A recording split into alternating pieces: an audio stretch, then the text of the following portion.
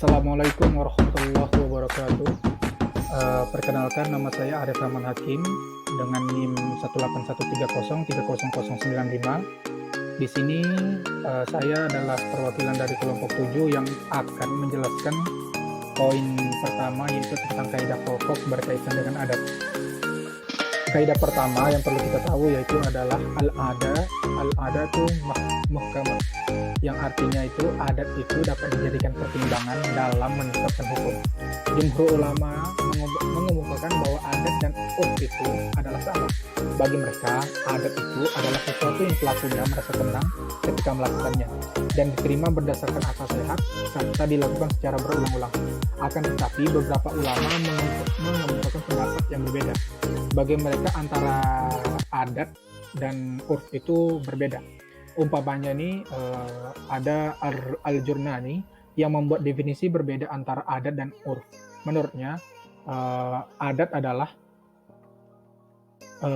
suatu perbuatan yang terus-menerus dilakukan manusia karena logis dan dilaksanakan berkelanjutan. Adapun urf, definisinya menurut Al-Jurnani yaitu suatu perbuatan di mana jiwa itu merasa tenang melakukannya karena sejalan dengan akal sehat dan diterima tabiatnya secara logika. Walaupun kaidah-kaidah tersebut merupakan kaidah pokok, akan tetapi tidak semua adat dapat dijadikan pertimbangan hukum. Untuk itu, ada beberapa syarat yang harus dipenuhi agar adat itu dapat diterima. Di antaranya adalah sebagai berikut. Yang pertama itu adat atau urf itu tidak bertentangan dengan nas Al-Quran maupun sunnah Rasulullah SAW. Yang kedua, adat atau kebiasaan itu bersifat logis dan relevan dengan akal. Yang ketiga, adat tersebut sudah mendarah daging dalam kehidupan masyarakat. Yang keempat, tidak mendatangkan kemudaratan dan sejalan dengan jiwa dan fitrah manusia.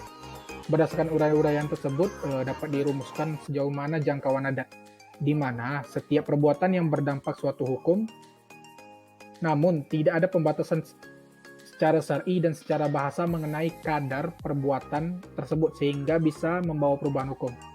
Seperti menghidupkan lahan kosong.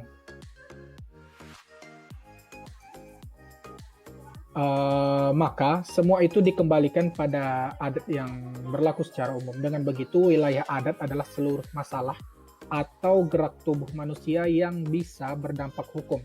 Namun, tidak ada ketentuan baik dari segi syar'i maupun bahasa. Ketika itulah adat memiliki kontribusi besar dalam menjawab hal-hal yang belum ada ketentuan itu. Bismillahirrahmanirrahim. Saya atas nama Mas Nova akan melanjutkan materi yang kedua, yaitu dasar hukum kaidah mengenai adat. Yang pertama, firman Allah dalam surat Al-A'raf ayat 199 yang artinya, jadilah engkau pemaaf dan suruhlah orang-orang mengerjakan yang ma'ruf, serta berpalinglah daripada orang-orang yang bodoh. Yang kedua yaitu firman Allah pada surat Al-Baqarah ayat 228 yang artinya, dan para wanita mempunyai hak seimbang dengan kewajibannya menurut cara yang ma'ruf. Akan tetapi para suami mempunyai suatu tingkatan kelebihan daripada istrinya. Dan Allah Maha Penguasa lagi Maha Bijaksana. Kata ma'ruf dalam ayat ini maksudnya kebiasaan baik yang sudah diketahui an-nabi, sebagai mana dikutip oleh Ahmad Sudirman Abbas menyebutkan bahwa ayat di atas menunjukkan tentang cara bergaul antara suami dan istri.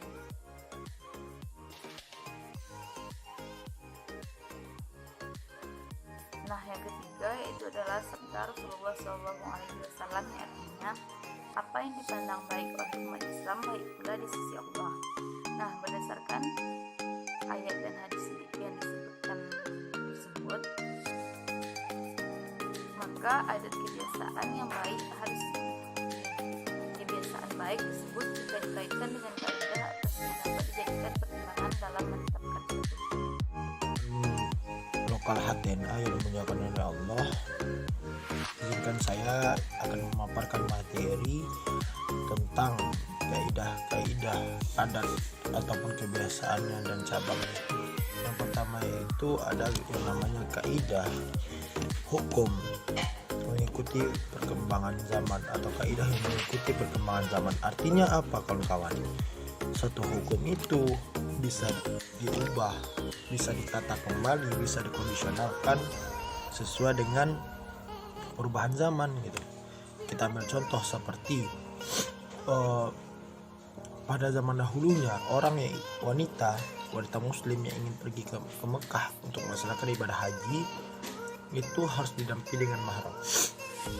Tetapi sekarang itu tidak lagi gitu. Tidak harus mesti didampingi oleh mahram gitu. Artinya apa? Jika ada wanita-wanita yang ingin melaksanakan ibadah haji, sekarang yang mahramnya digantikan dengan kepala rombongan. Artinya apa? Di setiap negara atau di setiap rombongan itu ada kepala rombongannya yang bertanggung jawab nanti menjaga seluruh anggota rombongannya. Seperti itu. Itu untuk kaidah yang pertama. Artinya apa? Kaidah yang mengikuti perubahan zaman. Nah, yang kedua, ada kaidah atau adat kebiasaan yang banyak dilakukan orang menjadi hujah dan wajib diamalkan. Nah, maksudnya adalah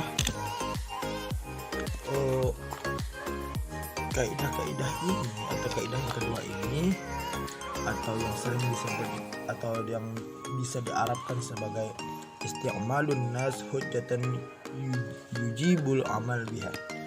Pekerjaan orang banyak adalah hujjah bagi manusia yang wajib diamalkan. Seperti kita ambil contoh seperti kegiatan seperti ini. Pada dalam suatu pembangunan rumah, ada seseorang yang membangun rumah, dan setelah pembangunan rumah itu selesai dilakukan, ada kebiasaan atau tradisi yang dilakukan oleh orang-orang, yaitu mendoa. Gunanya ini adalah apa? Untuk mengungkapkan rasa syukurnya atas keberhasilan dia membangun semua rumah. Artinya apa? Kebiasaan-kebiasaan yang dilakukan oleh orang banyak ini menjadi suatu hujah yang wajib diamalkan. Karena apa? Itu suatu kebaikan. Selagi sesuatu itu membawa kita kepada kebaikan, itu boleh kita amalkan, boleh kita jadikan sebagai kebiasaan kita. Nah, yang ketiga yaitu ada istilah kaidah yang menyebutkan bahwasanya sesuatu itu kita ketahui secara adat, seumpama yang telah ditetapkan syaratnya. Maksudnya ialah sesuatu yang telah menjadi kebiasaan bagi masyarakat di daerah tertentu harus diperhatikan dan berlaku hukumnya tanpa harus memuat syarat-syarat dalam akad yang dilakukan manusia. Kita ambil contoh di dalam implementasi adat, yaitu membali laki-laki Pariaman. Adat ini merupakan sesuatu yang harus dilakukan pada proses pernikahan, terutama di khususnya daerah Pariaman ya. Walaupun pengantin perempuan yang bukan asli dari Pariaman atau asal dari Pariaman, dia harus membali laki-laki Pariaman jikalau dia ingin menikah dengan orang-orang yang ada di Pariaman, laki-laki Pariaman. Artinya apa? Mau dia perempuan itu dari Pariaman, mau dia perempuan itu bukan dari Pariaman, dia harus mengikuti adat ini gitu. Dia harus mengikuti tradisi yang ada ini gitu. Itu artinya apa? Sesuatu yang kita ketahui secara adat seumpama yang telah ditetapkan syaratnya. Nah, contohnya seperti tadi, membeli laki-laki Pariaman. Meskipun wanita itu bukan asli dari Pariaman, dia harus membeli laki-laki Pariaman karena itu sudah menjadi adat ataupun kebiasaan yang ada di Pariaman. Baik, saya Aprilia Putri dengan nomor 1813030011 akan melanjutkan materi tentang kaidah cabang yang berkaitan dengan adat atau kebiasaan. Nah, kaidah keempatnya yaitu al-um bainatu syari kamusyitu bainahuma, yang dimana sesuatu yang menjadi adat di antara para pedagang telah menjadi syarat di antara mereka. Dalam artian hal ini dapat dilihat dari para pedagang dalam menetapkan harga suatu barang yang sama kualitasnya.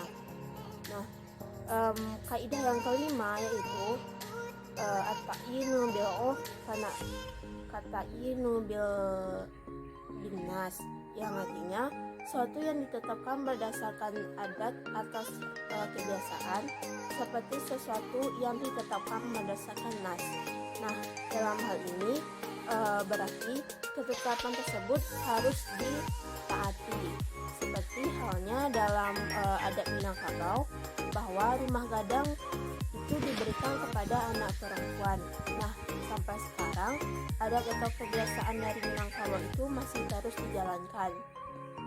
Nah, selanjutnya yaitu tentang kaidah yang kelima, yaitu kullu ma waratu bahu syar'u matalaqa wala dhabita lahu fihi wala fil lughah yarja'u fihi ilal itu semua yang diatur oleh syara secara mutlak namun belum ada ketentuan dalam agama atau bahasa, maka semua itu akan dikembalikan kepada adat. Nah, dalam hal ini yang dimasukkan itu suatu hal yang telah diatur dalam agama tapi belum dirincikan secara sepenuhnya, maka semua itu akan dikembalikan berdasarkan adat. Seperti halnya dalam peminangan. Dalam hal-hal tentang peminangan itu belum dirincikan dalam agama, maka akan dikembalikan kepada adat. Nah, sekian materi dari kelompok kami. Kalau lebih kurang, kami sebagai pemateri mohon maaf. Assalamualaikum warahmatullahi wabarakatuh.